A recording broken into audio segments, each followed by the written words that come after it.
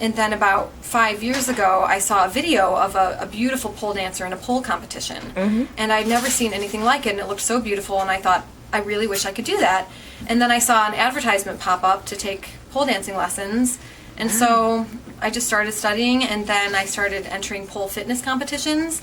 So I've been studying pole and aerial fitness for the past 5 years or so, and in the past few years I've been performing a lot professionally in both pole and aerial. Well, it shows. I mean, Thank it was you. really... Thank you, I have to say, it was probably one of the top highlights of the show. Thank you. Yeah, it Thank was you. really I appreciate excellent. that. I mean, for me, all the aerial and the dance was just beautiful. The dance was... The choreographer is extremely talented. Oh, he's amazing, and he has a beautiful eye, for having lots of individuals who all have really unique qualities, but then they all can come together as a cohesive unit to create something really beautiful and uniform when asked. That's great. So, do you think you'd ever, after doing this, would you ever want to do Broadway? Oh, sure. Yeah. I mean, I mostly come from an opera background. Right. So this is a new, it's a new experience and a new schedule for me, because usually we rehearse for, maybe 4 to 6 weeks, and then we have 2 weekends of shows, and that's it. So this is 6 nights a week, every single night. How hard is that to do that 6 nights a week? Must be really tough. I mean, it's physically tough. demanding. You have to make sure you get a lot of rest. Really, eat well, treat your body really well. I actually remember I read an interview featuring my friend Lauren Worsham, who was in Gentleman's Guide. Yeah, she's great. And I remember this quote from that interview. She said, remember, it's a marathon and not a sprint.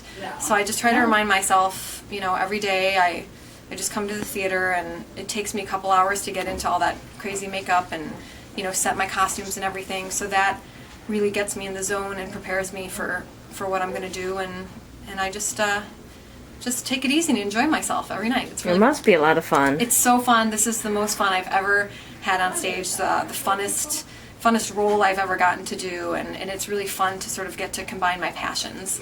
That's great. Yeah. Would you ever want to do a cabaret show with singing Madonna songs, or have you ever done that? Yeah, I have done several one-woman shows, actually. I actually haven't used Madonna, but I've often talked about her in my banter, when I'm doing cabarets and just telling stories. So I've done a couple one-woman shows, and I'd love to visit maybe doing a few more. Oh, that's Yeah. fantastic.